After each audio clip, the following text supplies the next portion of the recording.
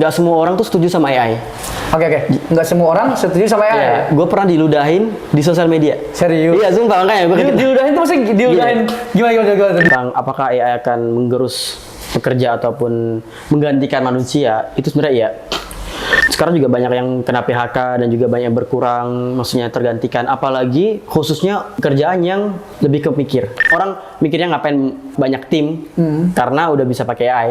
Akhirnya orang-orang misalnya mau kerja juga susah. Dua nilai dari Gontor yang gue pegang. Pertama adalah berdikari, which is mandiri. Oke. Kedua adalah kebebasan. Di era yang serba cepat ini, teknologi berkembang lebih cepat dari waktu yang memahami perubahan itu sendiri. Tapi bagaimana jika justru seorang alumni pesantren, seorang yang tumbuh dengan nilai-nilai tradisi, kedisiplinan hidup, kini berdiri di garda depan peralihan zaman digital. Hari ini, kita bersama sosok yang dikenal sebagai Bapak Digital. Bukan hanya karena ia paham teknologi, tapi karena ia mampu menjembatani kebutuhan masyarakat awam dengan solusi dari dunia kecerdasan buatan. Siapa dia? Apa kisah dibalik ketenarannya? Dan bagaimana AI menjadi wasilah kebermanfaatannya? Selamat datang di Forbis, podcast visual, dan inilah perbincangan kita bersama Ustadz Fahri Mirza, alumni Gontor yang menjadi wajah baru literasi digital Indonesia.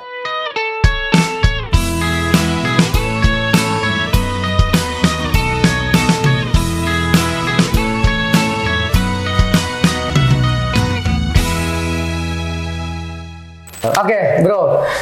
Ini teman gua, Ustadz Fahri, atau misalkan kita panggil Fahri juga bisa ya. Fahri aja ya. Iya. Oke, bro. Mungkin langsung aja ya, perkenalkan diri lu. Sekarang kegiatannya apa?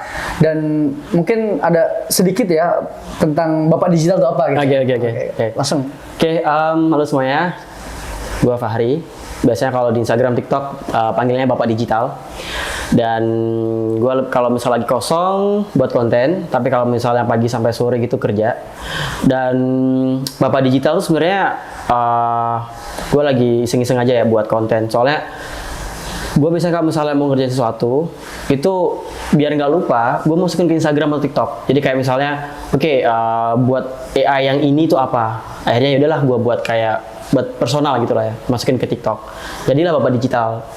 Gitu. Berarti Bapak Digital tuh sebenarnya tujuan lu tuh cuma kayak buat portofolio lu ada di situ, atau supaya lu nggak lupa lu nyimpen di situ. Iya, gitu jadi yang ini biar gue nggak lupa, gue tinggal lihat aja di TikTok. Tapi waktu itu pas pertama kali beberapa kali buat konten, kalau nggak salah kalau ketiga keempat itu langsung viral.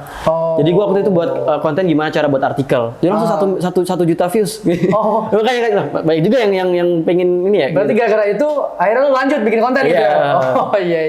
Iya. Nah, apa sih yang ngegerakin lu tuh terjun ke dunia digital ini, khususnya AI lah ya? Oke. Kira-kira apa tuh? Jadi gini, AI ini sebenarnya ini ya, baru ya, termasuk baru, kayak beberapa tahun yang lalu gitu. Dan gue tuh mikir ada potensi di AI dan digital ini buat orang-orang. Jadi nggak cuma orang-orang yang marketing ataupun orang-orang IT dan sebagainya, semua orang juga bisa. Dan juga gue mikir kayaknya banyak manfaat yang bisa diambil dari AI.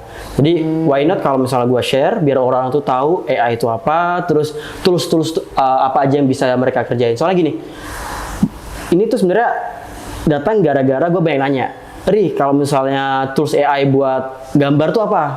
Ri, kalau misalnya tools AI buat artikel tuh apa? Akhirnya gue buat konten. Yaudahlah, nanti kalau misalnya ada teman gue yang nanya, yaudah ini linknya, gimana caranya biar lebih gampang gitu. Jadi dapat dua ini ya, manfaat ya. Yeah. Ada yang nanya lu bisa jawab, yang kedua lu jawabnya pakai konten. Iya, akhirnya muncul engagement juga kan dari situ ya. Iya, benar-benar. Oke. Keren nih teman-teman, keren ya. Terus apa sih tantangan terbesar yang dihadapi di dunia edukator digital ini loh? Misalnya lu kan sekarang kan di dunia digital ya, ya karena kan lu kerja kan benar-benar berdasarkan digital, karena kan AI ya. Tapi gara-gara lu juga terjun ke dunia content creator, tantangan yang lu hadapi apa sih gitu loh? Kira-kira? Sebenarnya gini ya, nggak semua orang tuh setuju sama AI. Oke. Nggak semua orang setuju sama AI. Yeah. Gue pernah diludahin di sosial media. Serius? Iya, sumpah makanya. Diludahin tuh maksudnya diludahin gimana? Di di komen. Oh, di komen. Iya, jadi waktu itu komennya ludah gitu apa gimana? Oh iya, jadi waktu itu gue buat konten tentang ChatGPT. Kalau ChatGPT itu bisa buat A, B, C, D, E semua gitu. Habis itu gue lihat, wah kok komennya ada yang negatif, ada yang bilang, wah lu ini pasti buat gini. Habis itu ada juga kayak, misalkan kalau komen kan bisa kayak GIF gitu kan, kayak ini, cuh gitu kan. Oh, gue buat pertama kali itu, emang bisa diludahin apa namanya pakai sosial media. Akhirnya, ya itulah, gue mikir gak semuanya orang itu bisa adaptasi dan juga setuju sama AI. Nggak entah di TikTok, di Instagram, dimanapun itu semuanya nggak ini. Soalnya contoh orang-orang tuh mikir, wah AI ini susah belajarnya gimana. Terus juga mereka takut kalau misalnya orang-orang pada pakai AI, akhirnya kerjaan kita tergantikan. Jadi nggak semuanya orang setuju gitu. Oke. Jadi lebih ke adaptasi masyarakat ya. Soalnya nggak semuanya adaptasi atau mau adaptasi ke apa AI gitu. Kan kalau kita lihat ya, misalkan dulu ya pas pertama kali masuk Gojek ya, itu kan banyak yang nggak setuju ya. Kayak yang dulu bilang kan, banyak orang yang nggak setuju sama AI. Nah kalau gua mungkin nggak comparing ya, mungkin kita lihat kayak zaman yang kemarin-kemarin lah ya, Gojek itu bisa bukan menggerus ya, bisa kayak ojek pangkalan tuh harus jadi Gojek loh gitu loh. Harus pakai online loh gitu. Nggak bisa lu ngojek tuh nggak pakai aplikasi gitu.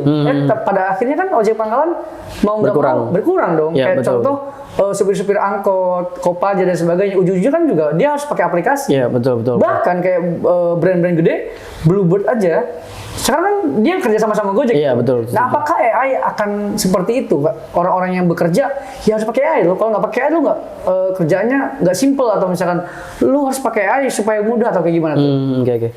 Jadi kalau pertanyaan tentang apakah AI akan menggerus pekerja ataupun menggantikan manusia, itu sebenarnya iya. Sekarang juga banyak yang kena PHK dan juga banyak berkurang, maksudnya tergantikan. Apalagi khususnya pekerjaan yang lebih ke mikir. Contohnya buat artikel ya kan. Tapi kalau misalnya kerja fisik kayak misalnya buang nyetir ataupun kuli, itu masih belum bisa ya. Masih jauh itu. Kalau misalkan nyetir pakai AI iya, bisa, itu masih lama lah itu. Tapi kalau AI sekarang emang udah banyak tergantikan. Apalagi kalau misalnya yang berpikir tadi yang kayak buat konten semuanya. Dan cara biar kita nggak tergantikan adalah beradaptasi. Karena orang-orang ataupun kita akan tergantikan oleh orang-orang yang bisa AI. Oke. Jadi bekerja itu lebih prefer orang yang bisa AI karena bisa ngerjakan 2 atau 3 orang sekaligus, tau nggak maksudnya? Jadi sebelumnya contoh satu perusahaan tuh nge-hire 5 orang, tapi gara-gara AI dia cuma 1 orang doang yang bisa AI. Tau nggak? Karena 1 orang itu outputnya bisa ngerjain semuanya. Jadi sekarang itu output gitu. Tapi gara-gara gitu, berarti kan nanti PHK banyak dong. Nah, sekarang aja udah mulai banyak ya. Gue kemarin baru lihat nih, banyak yang PHK terus-terusan nih, ya kan ya. Sebenarnya nggak cuma PHK doang sih. Orang-orang yang baru mau kerja juga bakal susah. Maksudnya bukan susah ya, maksudnya masuknya juga. Karena kan orang-orang mikirnya ngapain banyak tim, karena udah bisa pakai AI. Akhirnya orang-orang misalnya mau kerja juga susah. Nah, berarti kalau seandainya ya AI itu menggantikan para pekerja tadi, solusinya apa nih untuk para pekerja di Indonesia yang khususnya orang-orang yang kerja ya, supaya nggak tergantikan sama AI? Dia kan tadi kan lu bilang kan tentang adaptasi ya. Adaptasinya seperti apa? Apakah dia harus belajar AI kah? Atau seperti apa nih gitu? Oke. Kalau ini sih lebih ke ini ya. Pertama adaptasi. Kalau untuk adaptasinya gimana spesifiknya, dia harus tahu dia itu pengen AI buat apa. Soalnya AI kan banyak banget ya, ada ratusan ribu, mungkin ada yang buat nulis, bahkan buat AI buat ngasih tahu kita umur kita berapa pun tahu ya kan. Jadi kita tahu kita itu mau fokus kemana dan apa output yang pengen kita kerjain. Jadi misalnya saya tuh pengen jadi penulis, ya udah kita fokus ke AI yang penulis. Oh, gitu. Ada kayak klasterisasinya ya? Iya, banyak klasternya. Ada yang kayak misalnya desain. Ya udah desainnya kalau misalnya kita mau gambar, ya udah itu ada ya banyak yang tentang ini, yang tentang gambar gitu. Bahkan sekarang pun banyak yang paling baru nih kayak ada otomasi. Jadi kayak misalnya otomasi itu kita cuma ngasih tahu ke mesinnya itu namanya in at n. Jadi n. Dia itu cuma ngasih tahu buatin artikel terus upload ke website. Dia langsung ngerjain semua. Dalam 5 menit kita nggak ngapain, tinggal klik udah selesai. Ada juga kan contohnya, bahkan ada yang kayak gini. buat tahu ini nggak video kayak tung tung tung sahur. Oh itu mah Ya. gue tahu anomali. Iya kayak anomali itu. Iya, iya. Itu bahkan bisa dikerjain pakai AI. Jadi mesinnya itu kayak misalnya ngasih tahu research, terus nanti nyari foto, terus buat desain video dan sebagainya pakai mesin. Jadi kita nggak ngerjain sendiri gitu. Oke. Sampai segitunya sekarang ya AI. Mungkin bisa gue simpulkan lah ya. Mungkin gini. Bukan berarti PHK masalah itu pekerja digantikan dengan AI, tapi pekerja nggak mau adaptasi pastinya kan. Betul. Nah, tapi gini mungkin pekerja itu nggak akan digantikan kalau dia juga upgrading skill. Betul. Contoh misalkan beradaptasi ya. bener nggak sih? Betul. Kayak misalkan dia orang desain. Kan sekarang desain udah bisa pakai AI nih. Mungkin dia harus upgrading skill supaya desain dia tuh bisa pakai AI juga. Yap, setuju. Akhirnya misalkan si bosnya ini atau si business ownernya melihat dia juga bisa ngedesain yang tadinya misalkan ngedit itu harus 5 jam gitu kan, tapi dia cuma bisa 1 jam. Akhirnya outputnya nih yang satu hari bisa cuman misalnya yang sebelumnya 3 video sekarang bisa 5 video gitu kali ya. Betul. Mungkin Setuju. seperti itu kali ya. Jadi kalau misalnya saya lihat itu ada 2 tipe orang ya. Contoh sekarang desainer. Ada desainer yang wah gue nggak mau AI. AI itu nggak artistik banget lah. Terus kalau misalnya AI itu nggak ada feel-nya buat ngedesain. Itu yang pertama. Yang kedua itu ada yang wah ada AI nih, ada kesempatan. Gue kalau misalnya mau nyari PNG ataupun nyari gambar tinggal cari pakai bantuan AI. Dan yang kedua yang gue tahu, yang kedua itu bisa dapetin lebih banyak proyek karena yang sebelumnya dia ngerjain video atau apapun desain 10 jam, sekarang cuma sejam. Dan sejamnya itu dia ya udah tambah proyek tambah berat, paham nggak? Jadi tergantung kitanya aja gimana, apakah kita mau beradaptasi ataupun kita nggak mau adaptasi. Tapi ya itu lagi jangan semuanya ditaruh ke AI. Kan yang penting kan inputnya tuh perintah dari kita kan. Jadi ide masih dari kita, AI itu sebagai asisten. Jangan sampai mikir wah semuanya AI, dikerjain AI. Itu yang kurang betul. Yang betul adalah ide masih dari kita, input dari kita, tapi output dari AI. Dan output dari AI itu masih bisa di-adjust lagi. Jadi kayak contohnya, wah ini masih kurang bagus, berarti kita tambahin apanya, gitu. Iya. Ya berarti pada intinya kan yang tadi gue bilang ya, maksudnya AI ini bukan berarti harus menggerus pekerja Indonesia digantikan dengan AI. Tapi ya gimana teman-teman yang misalkan di sini bekerja ya, maksudnya masih bekerja atau business owner dan sebagainya, dengan adanya AI ini ya kita harus mengikuti zaman dong. Iya betul. Ya kan update lah ya, update. Jangan sampai ketinggalan zaman. Karena kan bener nggak sih teknologi itu gimana ya, perubahannya itu cepat banget. Cepat banget. Nah, bahkan sekarang pun beberapa bulan kemarin gue sempat research ya, banyak perusahaan yang udah buat robot. Dan harganya masih menurut gue masih oke ya, seharga mobil lah ya, 400 juta. Tapi sekarang mungkin 4 bulan yang lalu robot itu bisa bantuin kita cuma ngepel, terus nyapu. Berarti ART nggak ada dong nanti? Bisa jadi. ini kan 3 bulan yang lalu. Gimana kalau setahun ke depan, 2 tahun ke depan kan kita nggak tahu. Bahkan sekarang aja yang paling baru nih yang VO3 bisa buat video, tau nggak? Yang orang-orang VO3 ya, Google itu ya? Itu udah kayak real banget ya kan. Kita nggak tahu gimana perkembangan zaman, tapi yang penting kita harus tahu beradaptasi, dan biar kita tuh nggak ketinggalan zaman ataupun nggak salah ataupun nggak ini, ya udah kita harus pahamin betul gimana AI kayak gitu. Oke, mungkin gue pertanyaan selanjutnya nih, pertanyaan tentang dulu kita di pondok ya. Iya. Gitu ya. Gimana sih Gontor membentuk lu bertahan di dunia ini itu? Dan nilai-nilai Gontor apa sih yang jadi pedoman lu tuh di dunia profesional ini gitu? Oke. Nice question, bagus. Oke, jadi gue dulu di Gontor ya dari 2015 selesai. Habis itu gue ke Malaysia, terus kerja di sono. Habis itu Singapura, terus beberapa pernah kerja di China, perusahaan China. Habis itu di Australia. Pokoknya semua itu satu hal yang bikin ini. 2 nilai dari Gontor yang gue pegang. Pertama adalah berdikari, which is mandiri. Kedua adalah kebebasan. Berdikari maksudnya ya udah kita tuh mandiri. Mandiri ya udah kita di mana-mana kita harus kuat, kita harus mandiri gimana caranya karena kita anak Gontor. Gitu. Dan kedua bebas. Bebas itu bukan berarti kita kita bebas ngapain aja. Bebas itu maksudnya kita bebas untuk berkarya, kita bebas untuk mencoba yang ini. Soalnya kalau misalnya kita terlalu dikekang, itu agak susah untuk grow-nya. Makanya itu kalau misalnya gue itu mungkin bebas itu menurut saya bagus ya, karena kita bisa ekspresikan diri kita. Yang penting masih dalam kotak-kotak yang koridor itu ya. Dan banyak hal yang bisa saya pelajarin dari sampai sekarang saya iniin.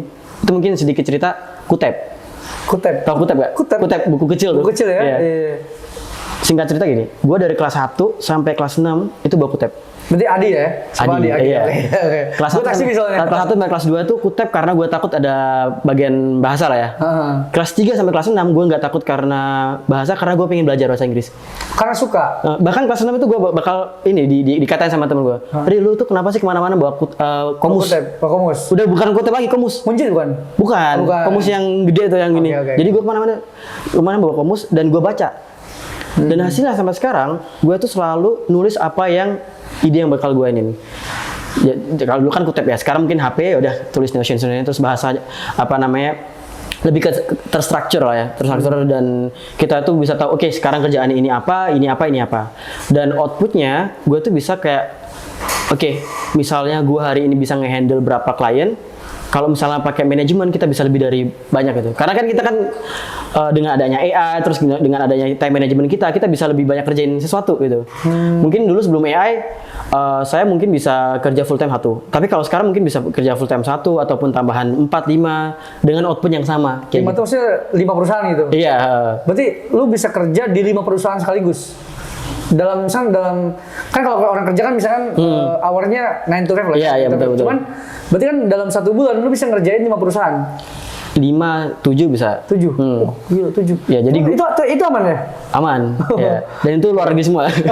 Luar negeri semua? Iya. Tuh teman-teman, luar negeri semua, teman-teman ya. Jadi karena luar negeri semua ya. Kalau negeri kan jamnya beda ya. Jadi ketika kita pagi di sana malam. Dan ketika kita malam, which is saya udah nggak full time, saya bisa ngerjain yang malam. Contohnya kayak di Jerman, mungkin di beberapa negara di Amerika dan sebagainya gitu kan.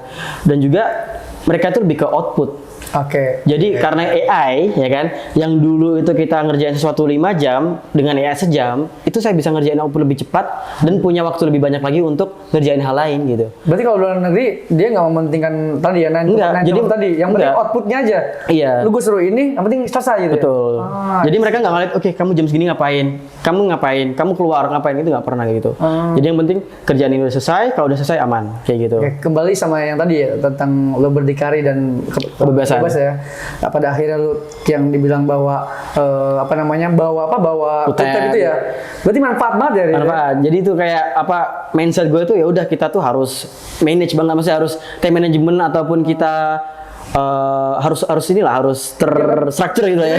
Zamanan tuh berarti kan bawa Kutep, sekarang semua di HP. Jadi bawa HP gitu ya. Jadi kalau misalnya di HP gue tuh oke, jam segini ngapain tuh udah ada semua. Ada ini ya. Iya. Oh gila sih, keren banget. Kayak gue tuh dulu kalau misalnya kehilangan Kutep tuh bener-bener stres banget pas aku ado tuh ya.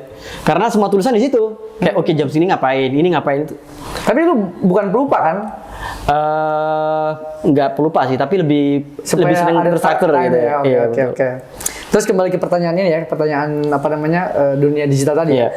Menurut lo seperti apa sih transisi zaman yang kita alami selama ini dan bagaimana peran AI untuk membantu UMKM? Karena gini, Forbes ini banyak juga UMKM gitu loh. Jadi peran AI apa yang bisa membantu UMKM dan tadi ya apa transisi zaman yang kita alami selama ini gitu loh. Oke. Kan kalau lihat ya, zaman kan ada 1.0, 2.0 sampai sekarang kan mungkin 6.0 itu. Betul. Jadi gini, AI itu mungkin lebih menguntungkan untuk business owner ya, gue mikir ya. Business owner atau yang punya perusahaan apapun ini. Karena mereka bisa banyak bantu business owner atau UMKM. Contoh sebelumnya UMKM mau buat foto produk harus bayar lah ya, kayak berapa juta. Tapi kalau dengan sekarang foto kayak gimana pun masukin ChatGPT ataupun AI yang lain selesai jadi. Gak sampai 10.000, kayak ya udah. Kayak outputnya cepat, harganya murah dan juga cepat gitu. Tapi kualitas masih bagus. Bahkan sekarang beberapa dari temen gue juga bilang, gue juga pakai foto ini, pakai AI ini dan sebagainya. Dan juga kalau misalnya UMKM sendiri, gimana mereka adaptasinya sih? Maksudnya mereka butuhnya apa itu pasti ada AI-nya. Enggak? Tapi ini nih, oke. Kalau tadi lo bilang ya, kalau mereka butuh apa, AI-nya pasti ada. Nyarinya di mana gitu. Nah, yang punya kan pasti kan pusing nih UMKM. Iya. Lu enak nih, lu tahu gitu kan. Tapi kalau gue sebagai misalnya business owner nih, gue nyarinya di mana gitu. Nice. Mungkin bisa disuggest kalau enggak nanti mungkin bikin video bikin seminar khusus ya dari benar. Bro Fahri ini ya. Kalau itu mungkin pertama bisa ini ya, bisa follow Bapak Digital buat buat tahu gimana sih AI dan AI yang biasa aja, yang biasa saya pakai tiap hari itu di mana bisa lihat di Bapak Digital. Tapi biasanya ya, gue itu riset dari ChatGPT. Oh, berarti lu nanya ke ChatGPT? Iya, ChatGPT nanya, ini loh AI kayak gini. Terus misalnya gue nih, ChatGPT apa AI buat ini? Oh ini. Terus kalau misalnya saya butuhnya ini, apakah AI ini bisa? Oh bisa. Jadi dia tuh kayak personal assistant saya gitu. Nggak pakai saya Google ini, tinggal ke ChatGPT, selesai, terus dia ngasih tahu linknya mana. Oh berarti orang mau tanya AI itu ke ChatGPT ya? Iya. Cuma gini, misalkan tanya AI ke ChatGPT, oh ChatGPT gue mau AI tentang desain. Nanti ChatGPT jawab tuh. Yep. Ngejawabnya tuh kayak cuman pakai kata-kata atau dia langsung ngasih link ya? Ngasih link. Jadi biasanya dia sebelum jawab dia nanya lagi, kamu butuhnya kayak gimana? Apakah kamu punya uang buat ini? Apakah kamu tuh butuh buat gambar doang? Dan semuanya dia bakal nanya. Kamu misalnya udah jawab, dia bakal kasih tahu semuanya. Dan jawabannya itu mostly 90% emang itu yang kita butuhkan.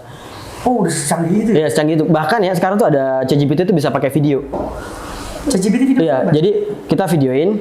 Contoh gini ya, ChatGPT ini apa? Dia bakal ngasih tahu ini gelas. Belinya di mana? Dia ngasih tahu di mana. Enggak, maksudnya gini. Si ChatGPT tuh, maksudnya kita bisa ngirim video di ChatGPT? Enggak, langsung. Jadi kita gini. Ada fitur kayak foto gitu kayak. Iya. Kayak foto. Bener. Jadi kayak kita seakan-akan video call sama dia, kasih tahu ChatGPT ini apa warnanya? Warnanya biru. Bahkan waktu itu beberapa kali saya coba ChatGPT ini ada beberapa buah. Buah sayurnya. Saya lagi sakit. Enaknya buat apa? Dia bakal ngasih tahu. Oh, ini ada jahe, kunyit dan lain sebagainya. Bisa buat sop ini biar kamu sembuh. Jangan lupa ya makan ini gitu. Secanggih itu. Wah gila sih teman-teman, ini kayaknya Bro Fahri dan Ustadz Fahri kalau digontor. Jangan Ustadz. Kayaknya harus bisa seminar di Polwis deh ini. Iya. Maksudnya gue baru tahu nih ChatGPT sama kayak HP itu, kayak WhatsApp, ada fitur fotonya. Itu ada di gue pernah beberapa kali buat konten di Instagram dan itu ada beberapa case study yang bisa kita kerjanya. Misalnya kita sebagai business owner, ya kan benar. Kita pakai ChatGPT tinggal ya. ChatGPT misalnya ada Excel gitu ya. Ini ada Excel, ada 100 bagan. Tolong nih hitungin dari semua ini berapa keuntungan saya. Oke, saya hitungin. Dia bakal ngitung. Dan itu yang paling menarik buat kita business owner, tapi kita bagi pekerja itu salah satu yang bikin kita ngeri. Lama-lama kita tergantikan dong. Oh iya sih, benar-benar. Cuma gini, apakah itu ChatGPT-nya itu ChatGPT yang gratisan atau ChatGPT yang berbayar? Kalau yang itu yang video, fitur itu yang sekarang yang itu berbayar sih. Berbayar. Karena kan kalau yang gratisan kan nggak. Iya kayaknya itu. Soalnya gue pernah pakai ChatGPT yang gratisan nggak secanggih itu. Iya. Berbayar. Benar-benar. Kan kayaknya murah ya, bayar juga nggak terlalu mahal ya. Oh iya, $20 berapa ya? Sebenarnya gini, murah dan nggak murah tuh tergantung outputnya. Kalau menurut saya murah karena outputnya bener-bener ini membantu banget, iya. Bagi yang paham. Iya. Berarti teman-teman Polwis ini harus paham dulu. Iya harus paham, bener-bener. Bisa merumuskan itu murah atau mahal, karena mungkin tadi outputnya atau manfaatnya, bener. Ya. Jadi kalau misal buat sahabat-sahabat Forbes mikir, gue nih AI buat apa sih? Pertanyaan adalah pertama, kalian mau buat apa? Manfaatnya apa? Contohnya, oh gue tuh pengen buat produk ataupun buat ini. Ya udah, pakai ChatGPT, terus tanya yang tadi video ini. Ini saya lagi mau buat ini. Kira-kira saya enaknya jual di mana? Terus berapa harganya? Itu tahu semua. Karena gini, ChatGPT itu ngambil data dari banyak. Jadi dia tahu mana yang paling bagus buat kita. Gitu. Jadi daripada kita mikir dan sebagainya, ChatGPT udah tahu ini hasilnya gitu. Berarti teman-teman ya, teman-teman Polwis, sebenarnya apapun pertanyaannya, apapun kebutuhannya, mau AI atau apa, tinggal nanya ChatGPT. Iya. Yang penting kita tahu outputnya apa, pengennya apa gitu. Tapi mungkin perintahnya kali ya. Perintahnya tuh soalnya gini, gue tahu ada AI yang memang khusus untuk bikin perintah. Buat prompt, ya. Apa sih kalau nggak salah AI work.ai kalau nggak salah. Itu ada banyak sih ya. Banyak kan ya. Jadi dia tuh ketika kita buka itu, misalkan ada klasterisasinya, ada entrepreneur atau apa, misalnya pilih entrepreneur. Nanti di situ ada perintah-perintah untuk ke ChatGPT. Iya betul. Tapi pada akhirnya ke ChatGPT semua gitu. Itu benar sih. Jadi gini. Ibaratkan gini, ChatGPT itu ibaratkan manusia, ya kan? Lu nanyanya apa, pasti jawabannya gini. Contoh, lu udah makan belum? Pasti jawab, oh udah. Tapi kalau misalnya gue nanya, bro, enaknya makan apa ya? Malam-malam, jam 7, terus harganya segini, terus di mana? Itu jawabannya beda lah ya. Nah itu sama kayak GPT. Kalau misalnya kita nanyanya seperti apa, ChatGPT juga bakal jawabnya seperti apa kita mau gitu. Jadi prompt itu ataupun input itu benar-benar penting, kayak gitu. Berarti udah kayak otak manusia juga ya? Iya nggak sih? Iya. Itu apa lebih canggih lagi gitu? Lebih mungkin bisa jadi lebih canggih sih ya. Nah, pertanyaan gue nih, yang paling mungkin bikin teman-teman penasaran juga ya. ChatGPT tuh ngambil datanya dari mana? Kan gitu? Iya. ChatGPT kan logikanya beda. Iya. ChatGPT kan bisa menjawab apapun pertanyaan Benar. manusia. Iya nggak sih? Berarti manusia lah kan? Iya, ya? betul.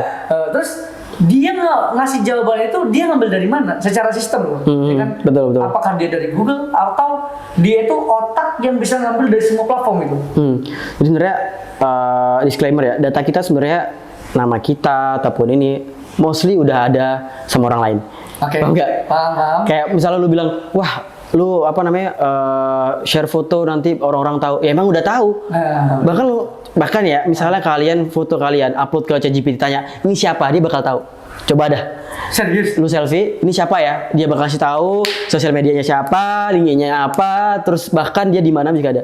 Serius? Bahkan ya ada yang kocak nih, koordinat kita. Contoh. Titik koordinatnya? Iya. Dia kan sekarang megang HP kan? Dia tahu koordinat di mana, IP-nya di mana ya kan? Oh. Secanggih itu. Jadi ChatGPT udah punya semua data kita, tinggal gimana dia ngolah. Jadi pintarnya ChatGPT itu dia apa ya? Dia tahu apa yang bakal dia katain setelah ini. Jadi secara garis besar dia bisa mikir. Kayak gitu. Sebenarnya AI ataupun semacam AI itu udah dari dulu, dari 19 sekian, dari perang dunia berapa gitu ya. Buat ngalahin Jerman. Jadi dulu kan kalau misalnya perang kan pakai ini ya, pakai apa? Pakai enkripsi, pakai kode gitu ya.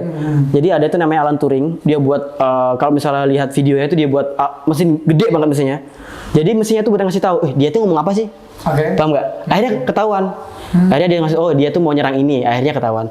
Nah sekarang bedanya dulu sama sekarang, kita semuanya udah ada di HP, di mana. Bahkan sekarang ada yang kayak di jam juga ada, ya kan smartwatch sama sebagainya. Jadi kecerdasan buatan tuh sekarang udah di mana aja, dan tinggal gimana kitanya makanya. Apakah kita mau beradaptasi ataupun kita nggak mau beradaptasi kayak gitu. Dan datanya itu sebenarnya data kita itu sebenarnya udah ada di data di mana aja udah ada.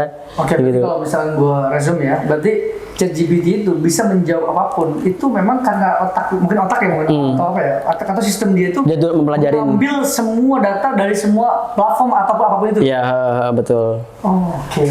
Jadi misalnya kalian nggak mau apa ya, istilah katanya nggak mau, wah gue nggak mau data gue kesebar, ya udah nggak usah ya apa ya, nggak usah pakai HP dan sebagainya. Itu agak susah, itu mungkin salah satu yang paling susah di zaman ini, which is privasi. Coba mungkin tadi kan untuk UMKM. Iya betul. Coba mungkin sebutin 3 deh bro, misalkan apa yang biasa UMKM pakai, AI apa yang biasa dipakai sama UMKM, atau 3 AI apa nih yang biasa dipakai sama UMKM dan membantu. Oke. Menurut gue 3, pertama ChatGPT pasti. Gue bukan di endorse ataupun apa ya. Emang karena ChatGPT tiap hari gue pakai. ChatGPT? Buat apa aja, buat tanya apa aja, buat gambar, buat apa bisa. Dan kalau misalnya kalian pakai ChatGPT yang berbayar, itu bisa buat video juga. Buat video? Itu karena OpenAI buat video. Jadi $20 itu dia bisa buat ChatGPT sama buat video. Itu yang pertama ChatGPT. Kedua adalah Canva. Oke. Mungkin Canva kan platform, tapi itu AI-nya benar-benar powerful banget. Bisa buat gambar, buat video, buat apa, pokoknya banyak banget lah. Itu yang buat gue kerjain. Yang terakhir mungkin kalau misalnya ini apa ya, kalau yang ketiga mungkin saya 2 aja sih itu. CapCut itu buat oke lah ya, CapCut ya. Tapi yang paling powerful tuh 2 itu sih. Canva ya? Canva. Karena Canva juga bisa buat editing kan. Kalau misalnya UMKM mungkin gue mikir, UMKM mungkin editing videonya nggak terlalu banyak. Ya. Mungkin tinggal masukin template udah ada, selesai. Kayak gitu. Oke bro, tadi kan itu UMKM ya? Iya betul. Misalkan kalau kita pekerjanya jasa, gimana AI ini ngebantu untuk yang kerjanya jasa gitu? Oke. Jadi ini lebih perspektif ke ini ya, pekerja ya, ataupun ini menarik banget.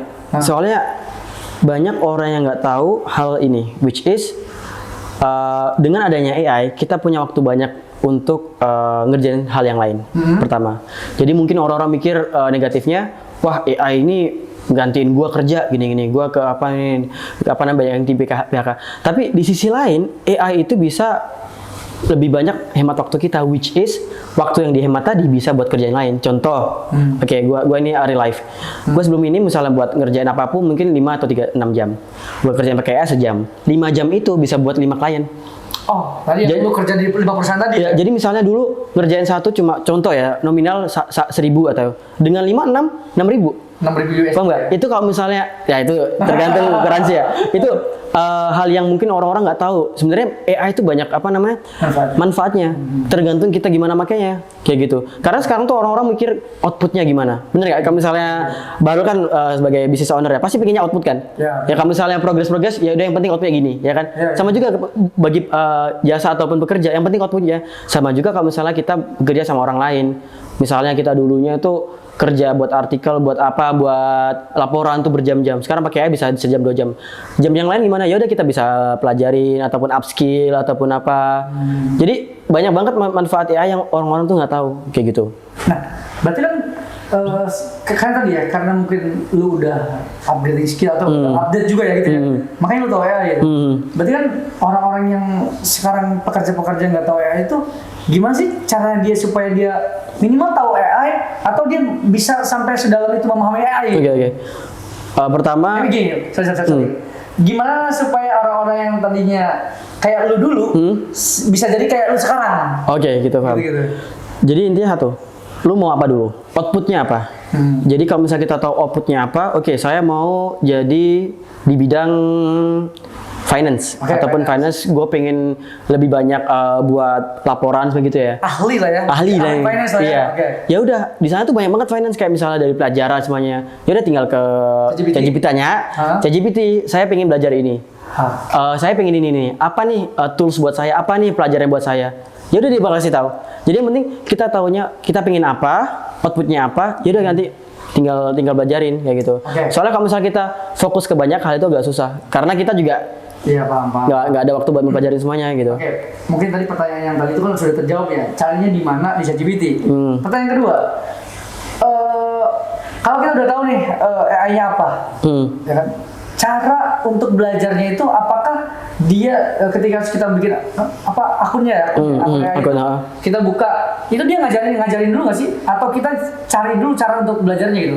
Gimana tuh? Sebenarnya buat mempelajarin AI itu kalau gue sendiri lebih ke praktis. Praktis maksudnya ya udah kita ngerjain itu terus. Contohnya ya, sekarang yang paling baru tuh automation yang di N8 yang barusan gue kasih tahu, yang otomasi dia tinggal ngasih tahu apa dia selesai. Jadi cara biar kita paham dan expert dalam bidang tersebut, ya udah kita harus sering-sering ngelakuin itu. Tuh. Karena learning by doing lah ya. Dan misalnya, soalnya gini, misalnya kalian nggak tahu, dulu misalnya kita nggak tahu, misal contoh ya, Bang, saya tuh nggak tahu nih gimana cara desain ini. Sekarang ada ChatGPT. Kembali ke ChatGPT lah. Iya, mungkin gini, sampai gini coding ya. Mungkin dulu coding tuh susah. Tapi sekarang saya tinggal screenshot, masukin ke ChatGPT, tolong buatin kayak gini. Tapi ganti buttonnya warna apa namanya, ini loh, apa namanya CTA-nya. Dia langsung ngasihin code, copy paste, langsung masukin. Sampai segitunya. Jadi ChatGPT itu bagi saya kayak bener-bener powerful dan membantu banget. Jadi kita nggak usah takut, wah, gue pengen belajar ya, tapi gue nggak tahu nih belajar di mana. Tenang, ada Mas ChatGPT gitu. Mas ChatGPT. Iya. Bukan Mbak ya? Enggak. Bisa Mbak, bisa Mas itu. Iya, berarti tadi ya. Jujur gue juga sama sih, kalau buka AI itu ribetnya kayak VO3. VO3 tuh ini gimana ya gitu. Cuman beda lagi nih, ada yang AI yang buat admin tuh nih, gue pernah. Ada namanya Cekat AI, ada Makari dan sebagainya. Nah, gue pernah kalau Cekat AI itu pas gue login, akhirnya dia ada kayak adminnya gitu. Akhirnya dia ngajarin, ada admin yang khusus buat ngajarin. Kalau kita masih kayak apa ya, kayak buat trialnya dulu. Nanti kalau udah bisa, kita baru bayar. Nah, berarti kan tapi nggak semua AI gitu kan ya?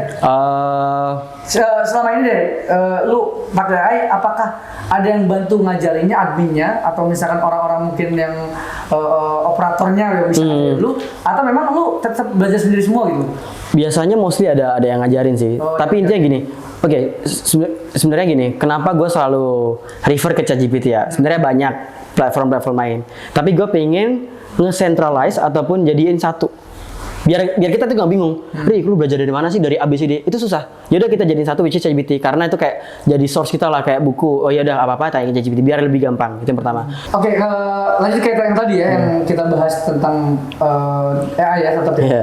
Kan yang tadi gue bilang, ada cekat AI itu yang gue bilang. Itu kan ada yang kita diajarin, ada yang enggak. Nah, mostly lu kalau belajar AI itu bener-bener kayak lu belajarin cari di ChatGPT kah, misalnya ABCD sampai Z, atau memang yang lu lakuin ini ya udah gue mendingan gue cari AI yang berbayar, nanti ada adminnya yang ngubungin gue, akhirnya ada yang teknisi yang ngajarin lu gitu. Paham. Yang selama ini lu lakuin gimana tuh? Oke, jadi pertama nggak semuanya platform itu berbayar dan kebanyakan sekarang tuh gini, simple. Mereka jual apa? Caranya emang ABCD kayak gitu. Maksudnya sebagai users ataupun ini mereka tuh kita nggak perlu belajar kayak oh gimana caranya ini. Kita tinggal pakai terus misalnya ada yang salah kita tinggal ini. Tapi kalau misalnya kita mau belajar, emang biasanya walaupun yang free juga ada sih. Maksudnya banyak platform yang kayak saya free tapi saya pengen explore lagi itu masih bisa gitu. Tapi intinya buat belajar AI itu nggak usah takut. Wah, gua nggak paham teknologi itu nggak usah takut karena udah banyak resource buat kita belajar tuh banyak kayak gitu. Berarti sebenarnya mudah lah ya. Mudah, tinggal gimana kita adaptasinya aja sih. Tapi gimana buat orang-orang yang berpikiran beda nih? Ya, ada okay. orang yang berpikir, kata lo tadi kan lu ChatGPT gampang, sorry, AI itu gampang dan sebagainya. Ada orang yang berpikir beda nih. Oke. Iya, lu mah enak ngomong gampang karena lu udah paham. Yeah. Tapi gua yang nggak paham gimana gitu. Oke. Gimana sih cara lu ngejelasin ke teman-teman bahwa ini benar-benar gampang? Oke. Jadi garis bawahnya adalah kita belajar kemana. Maksudnya kita tanya kemana. Oke, Ya nggak sih? Oke. kita. Gini. Ini ada satu cara yang mungkin bisa dipakai semuanya. Ini ChatGPT nih? Ya, ini pakai ChatGPT ya. Oke. Gua rekam ya, gua rekam. Ya. Ya. ChatGPT, halo, selamat pagi. Selamat malam. Selamat malam. Wah, sepertinya kamu lagi cobain fitur baru ya. Seru nih, kita bisa ngobrol langsung. Ada yang bisa aku bantu malam ini? Kamu suaranya kayak bangun tidur ya? Emang baru bangun tidur? Enggak kok, aku selalu siap siaga buat Oke. nemenin kamu kapan aja. Oke, Tapi siap. Ya, gak usah basa-basi. Saya mau nanya. Jadi gini, teman saya tuh buat nanya, aplikasi buat editing gambar yang bagus, gratis, terus bisa saya pakai buat sosial media apa? Satu aja. Oke, langsung aja ya. Kamu bisa coba pakai Canva. Aplikasi itu gratis, gampang dipakai, dan cocok banget buat bikin konten sosial media. Oke. Semoga membantu. Oke, siap. Kasih. Ini salah satu gini, lu bisa nanya apa aja ke dia. Thank you. Ada nggak? Ya, mungkin ini kan masih yang kayak audio ya, Iya. kan ya audio. Iya. Buat teman-teman kan udah lebih gampang nih ya. Misalnya cuma kata lu tadi ada yang pakai video. Coba praktek pakai video gimana? Oke, kalau pakai video ini lebih ini lebih ke kehidupan sehari-hari kita ya. Pakai Contoh. kamera coba nih. Oke, kita mulai nih ya. ChatGPT, halo. Halo, aku di sini siap membantu. Ada hal lain yang mau kamu tanyakan? Bentar. Atau mungkin Ini kamu ngeliat apa ya depan kamu ya? aku bisa melihat ada satu set teh berwarna biru muda di depan kamu. Ada teko dan cangkir-cangkirnya. Kira-kira nih, kalau misalnya saya mau jualan ini kemana dan harganya berapa ya? Coba kamu riset di e-commerce dan kira-kira harga yang paling bagus buat saya berapa? Set tehnya kelihatan cantik dan elegan. Harga pastinya mungkin tergantung merek, bahan, dan kondisi barangnya. Tapi kalau set yang serupa, biasanya bisa dijual di kisaran ratusan ribu hingga mungkin jutaan rupiah. Tergantung juga pasar dan kondisi. Oke. Semoga itu membantu. Oke, makasih. Wah, Jadi cuma contoh aja lah ya. Dia sepintar itu. berarti terbantahkan ya bagi orang-orang yang bilang bahwa belajar AI itu susah. Ya, karena kita udah punya asisten. Tadi ya, Iya, asisten iya. ya. Ya kembali ke notebook yang lu bawa di pocket Iya. tadi ya. Iya. Sekarang dulu mungkin Qtap, sekarang pakai ChatGPT. Betul teman-teman nih, khususnya alumni Gontor, khususnya santri lah ya, khususnya Iya. santri. Kalau yang dulu kalian sering bawa kutip, sekarang kalian bawa ChatGPT, Iya. udah manfaat banget. Iya. Ya. Berarti nggak ada lagi tuh ya orang-orang yang bertanya, gue nggak bisa gitu. Berarti harusnya bisa dong. Bisa, semuanya harus bisa. Lebih mudah buat belajar sekarang daripada sebelum ini. Berarti kalau ada orang yang masih bilang gue nggak bisa, emang orangnya aja tuh ya. Yang nggak mau ngadaptasi berarti itu. Karena sekarang emang benar-benar gampang.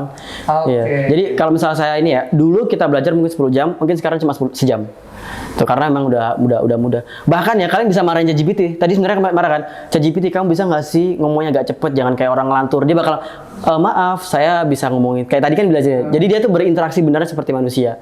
Itu sekarang, nggak tahu nanti setahun yang akan datang. Gimana 2 tahun yang akan datang. Bahkan sekarang ChatGPT bisa kayak tinggal ngomong, ChatGPT tolong buatkan gambar ABCD. Dia bakal buatin gambar, terus kita bisa lihat. Jadi emang segitunya ChatGPT. Tadi yang lu bilang, sorry ya, maksudnya yang lu bilang tadi adalah ChatGPT bisa buatin gambar. Contoh gini, kalau gue misalkan, ChatGPT tolong dong bikin gue konten tentang santri lagi nyuci gitu. Itu ada bisa sampai jadi videonya? Bisa, kalau itu pakainya OpenAI, tapi itu masih di ChatGPT, masih satu lingkup. Videonya jadi? Videonya itu berbentuk apa? Berbentuk kartun kah atau enggak, orang? bentuk video. Kalau ChatGPT kan gambar sama teks ya. Nah, kalau misalnya video itu di OpenAI. Jadi misalnya kita mau buat video, kita yang pakai yang subscription itu yang sebulan, itu juga bisa pakai video, bisa buat video. Nah, jadi kayak yang Vio 3 itu. Iya, maksud gua orangnya itu maksudnya orangnya siapa gitu? Nah, itu tergantung ChatGPT terserah itu. Oh, sebenarnya? Iya. Oh, wah. Jadi teman-teman bagi konten kreator ini bisa tergerus ya konten kreator ini? Kalau tergerus kayaknya masih belum, kayak nggak bisa tergerus karena otaknya masih di kita. Okay. Tapi untuk UMKM atau sahabat Sporbis, dia tuh bisa pakai ini buat konten mereka. Tinggal gimana sih outputnya mau kita. Jadi contoh tadi kan misalnya yang apa namanya Gemini yang Vio 3 itu kan 300.000 ya. Sebenarnya bisa pakai yang ChatGPT. Itu $20 juga ini sama sih. Tapi itu juga bisa ini sih, bisa buat video juga di ChatGPT gitu. Jadi intinya gini, buat video, foto apalagi tulisan tuh sebenarnya nggak masalah. Tergantung gimana kita perintahnya kayak gitu. Berarti kayak misalnya gue nih, saya jadi tolong bikinin gue konten tentang orang jualan produk gue nih. Iya bisa. Bisa ya? Bisa. Wah ini gila sih beneran. Iya. Ini baru juga buat gue nih. Iya. Jujur, baru gue juga gitu. Mungkin buat teman-teman yang pengen belajar lagi kayak semuanya ini bisa bisa lihat ke konten saya kayak apa sih AI. Bahkan ya beberapa bulan yang lalu saya buat konten tentang AI untuk baca Quran. AI untuk baca Quran? Iya, nggak tahu kan? Kita kan taunya AI kan juga buat duniawi ya. Ini gua nemuin AI, dia tuh bisa dengerin bacaan kita apa. Misalnya bacaan salah, dia bakal ngasih tahu, tetet, salah. Kayak gitu. Coba lihat. Serius itu? Serius. Namanya Tartil AI. Jadi dia tuh ngikutin bacaan kita, misalnya a'udzubillahi minasyaitonir bismillahirrahmanirrahim kasih tahu. Misal kita salah di mana, yang tetet, ini salah. Jadi kita mulai lagi. Praktik bisa nggak praktik? Bisa. Praktik. Tapi yang baca siapa nih? Oke, gue yang baca. Teman-teman coba kita praktek lagi ya. Yang tadi AI untuk baca Quran. Kita bisa dikoreksi kalau kita salah. Iya. Oke, kita praktek lagi ya. Yap. Ini gua ini buka. ya? Iya. Buka. Oke, langsung. Contoh. Ini sebentar. Ini coba yang ini ya. Kalau gue baca nanti kalau gue salahin ya. Ya, ini pertama yang mistake ya, yang salah ya. Oke, caranya ini. Maaf. Oke. Coba ini. Lihat kesalahan udah selesai. Jadi dia ngasih tahu mana yang salah. Oke. Dia ngasih taunya bunyi tag gitu ya. Coba. Bismillah. Oh, maaf. Kita mulai nih. Bismillahirrahmanirrahim. Alhamdulillahirabbil alamin. Nah, ngasih tahu kan? Dikasih tahu loh. Iya, itu yang pertama. Yang kedua, misal kita mau hafalan. Bener, gue coba lagi. Iya, oke. Tadi kan, berarti kalau salah dikasih tahu ada bunyi tag gitu ya. Iya. Ar-Rahman din Malik din. Dikasih tahu salah loh. Iya. Ini teman-teman dikasih tahu salah nih bener nih. Iya.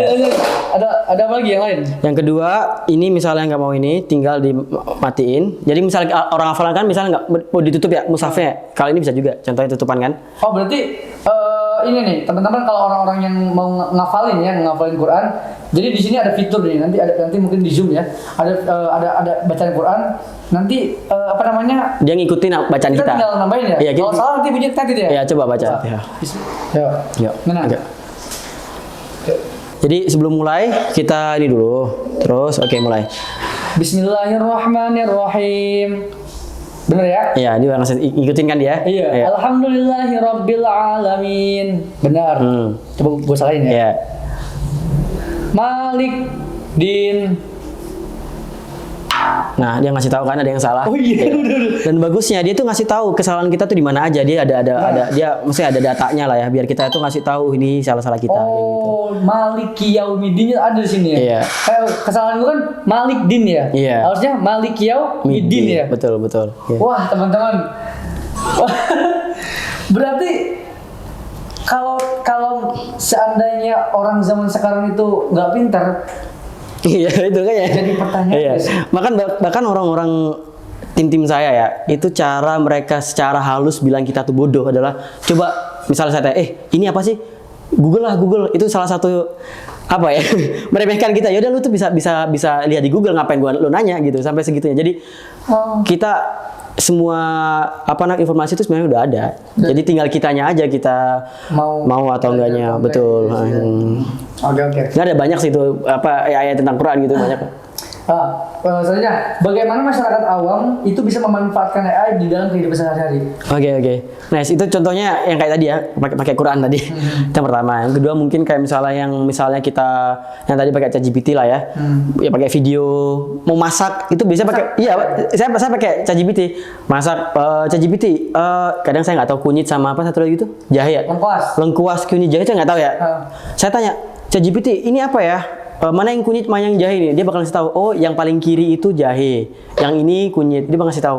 Itu contohnya keseharian. Ataupun misalnya kalian gini, ChatGPT coba lihat di awan ini, kira-kira mau hujan atau enggak. Ataupun lihat, ya itu banyak lah kisah. Tapi yang penting AI itu nggak cuma buat kerjaan, tapi buat kehidupan sehari-hari kita juga bisa gitu. Tinggal gimana kita makainya aja. Buat santri juga bisa ya? Santri juga bisa, tapi kan santri nggak boleh bawa HP. Buat gurunya? Guru ya. Kan kalau kita kan alumni Gontor dulu waktu kita ngajar harus bikin silabus. Iya. Berarti bisa dong bikin silabus? Bisa sih ya. Yang penting nggak kena KMI. Nggak tahu sih itu boleh atau enggak ya kan? Kira-kira KMI boleh nggak nih? Bikin silabus pakai AI? Tapi sebenarnya gini, AI itu juga pintar. Misalnya, contoh. Tapi ini hanyalah contoh. Buku mutolaah, satu buku. Kita masukin ke AI. ChatGPT atau mana? Tolong buatin ujian dengan 10 soal dari silabus ini. Ya bisa. Tapi nanti pertanyaan itu berbentuk bahasa Arab nggak? Bahasa Arab. Gimana ngaturnya tuh si AI itu? Dia ini paham. Karena yang input kita adalah bahasa Arab, terus kita tanya tinggal kasih tahu, tolong buatin soal ini dalam bahasa Arab karena saya ingin buat ujian bla bla bla. Ini praktek juga nih kayaknya. Iya, ChatGPT. Soalnya si ChatGPT kan setahu gue kan ya udah tulisan Latin bahasa Indonesia aja gitu kan. Iya, bahasa Arab bisa, semuanya bisa. Bahasa Arab ada? Bisa. Nanti bentuk tulisannya bahasa Arab juga? Bahasa Arab juga. Oh. Gak tau kan? Coba aja bisa. Makanya buat guru-guru mungkin salah satu buat ini ya life hack-nya, tapi jangan dipakai. Ya maksudnya terserah. Ya. Misalnya mau buat ujian, buat apa ya udah tinggal apa aja pertanyaan atau misal bukunya ya. Tinggal jadi PDF, masukin ke ChatGPT atau mana. Tolong buatin ujian 30 soal bla bla bla bla untuk ujian ini. Dia bakal ngasih tahu. Tapi bahaya nggak sih, Bro? Kita di Gontor ya itu beda, nggak maksudnya misalnya mau di luar. Tapi ya, kalau even di luar loh. Iya. Ini bahaya nggak sih? Menurut deh, AI ini kalau untuk dunia pendidikan bahaya nggak sih?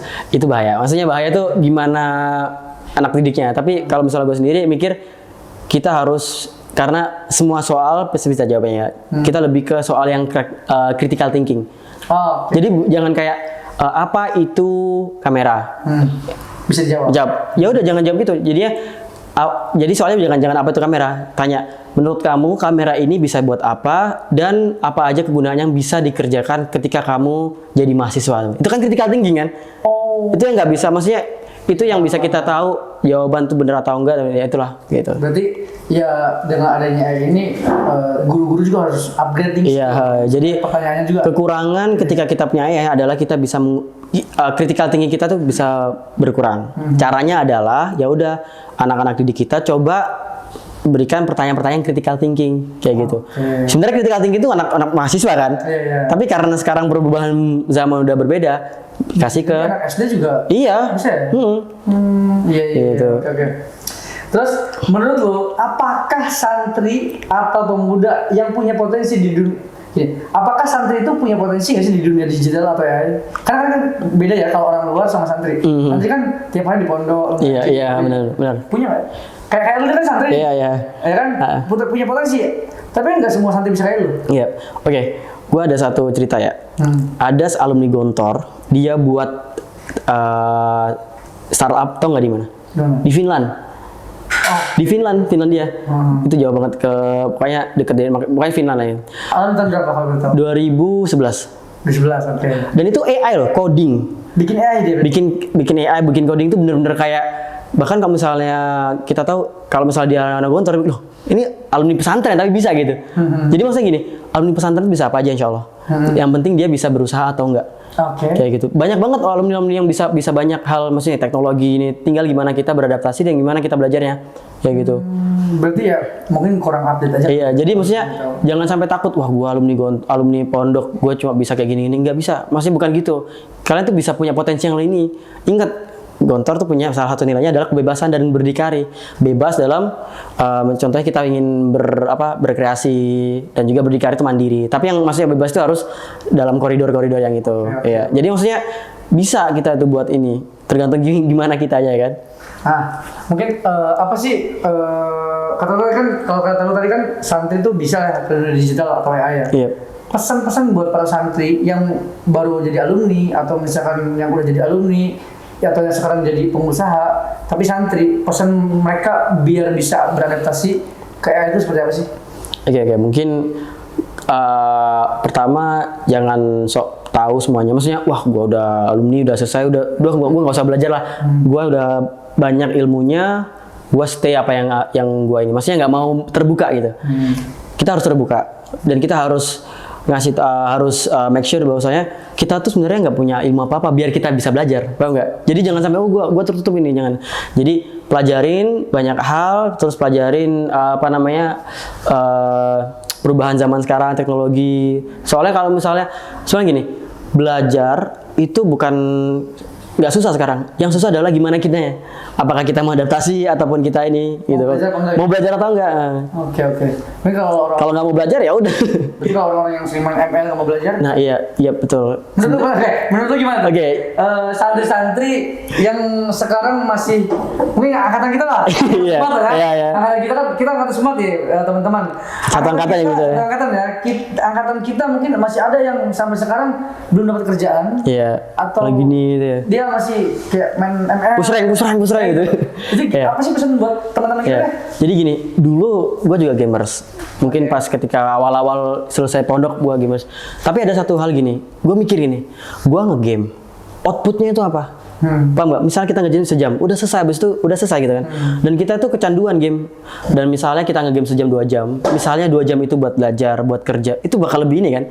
Soalnya game itu bisa masuk ke adiksi. Sedangkan gini, sejam 2 jam kalian nge-game itu bisa digantikan dengan misalnya belajar. Misalnya kita udah bisa belajar, bisa nyari kerjaan, bisa nambah kerjaan. Kalau misalnya kita contoh nih, misalnya kita udah dapat kerjaan, bisa pakai freelance, bisa nyari freelance, kan sekarang banyak freelance ya. Kita tuh per jam bisa digaji, enggak? Per jam. Jadi misalnya, oke, kita full time pagi sampai sore, terus malamnya gue mau nyari part time. Kadang dia per jam digaji kayak berapa dolar, gitu banyak. Maksudnya jangan terdistraksi dengan hal-hal yang kalau misalnya game tuh waktu itu doang. Kosong gitu ya. Enggak, maksudnya ya udah game kita sejam udah selesai, nggak ada outputnya. Oke. Paham nggak? Tapi kalau misalnya kita belajar, outputnya ada, kita paham tentang hal tersebut. Kalau misalnya kita kerja, kita dapat uang itulah ya gitu. Berarti yang kalau gue rumusin ya, pembicaraan kita dari tadi adalah intinya lu selama ini tuh lu bisa kayak gini dan gaji lu sekarang per jam ya, dan bisa per jam, maksudnya bisa tambahan gitu ya. Tambahan, let's say gaji lu tuh mungkin ya lebih gede daripada gaji-gaji orang-orang yang kerja di Indonesia gitu. Ya nggak sih? Betul. Itu pun juga gara-gara lu belajar kan? Iya, gara-gara belajar, betul. Rumusnya tadi kan? Iya. Lu belajar, ya teman-teman juga pasti harus belajar. Iya. Jangan sampai sekarang gini. Kalian tuh terdistraksi karena hal kecil, which is game. Paham gak sih? Kalian terus nyalain, gue gak bisa kerja, gue gak bisa. Karena ya lu main game, paham gak sih?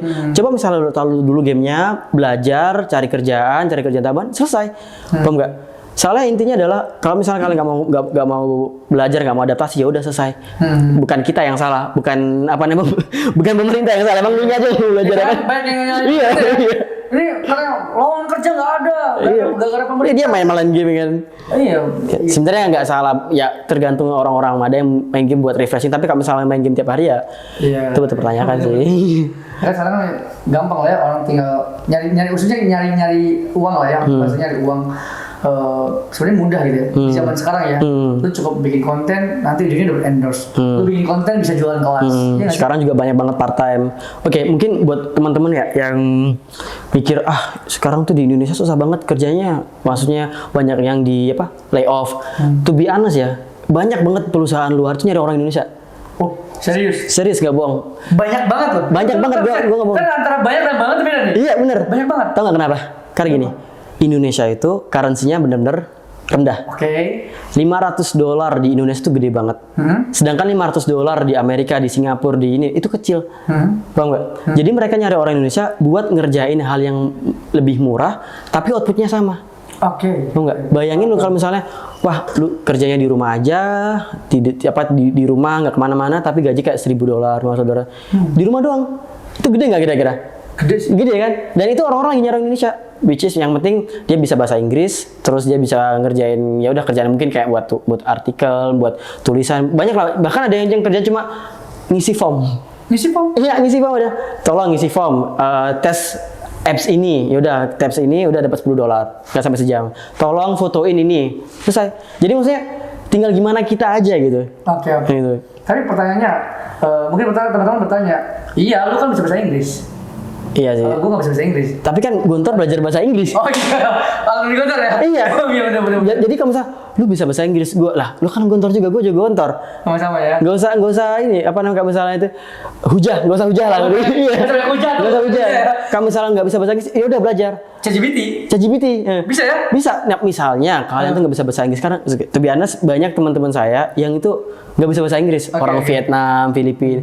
Tapi mereka biasanya pakai ChatGPT sebelum jawab. Oke, ini jawabnya apa? Terus ini. Jadi bahasa itu oke, tapi yang penting kita itu harus berani untuk mengepakkan sayap kita. Misalnya di Indonesia itu susah, ya udah kita coba kepakkan sayap keluar. Soalnya gini, ketika kita udah ngerasain gimana di luar ataupun USD ataupun ya pokoknya luar lah, itu bakal Nagih. Bener. Jadi bukan yang kenapa-napa, biar kita tuh meluaskan wawasan kita bahwasanya di luar tuh juga banyak yang nyari kita. Oke. Kayak gitu. Ini pertanyaan terakhir gue nih. Iya, siap. Kan sorry nih, misalnya gue kan bisa owner nih, Iya. gue kan kerja gitu ya. Kira-kira ada nggak sih di pikiran lu pengen buka masuk ke dunia bisnis itu? Ada nggak sih? Ada sih. Gue pengen, tapi ya apa namanya?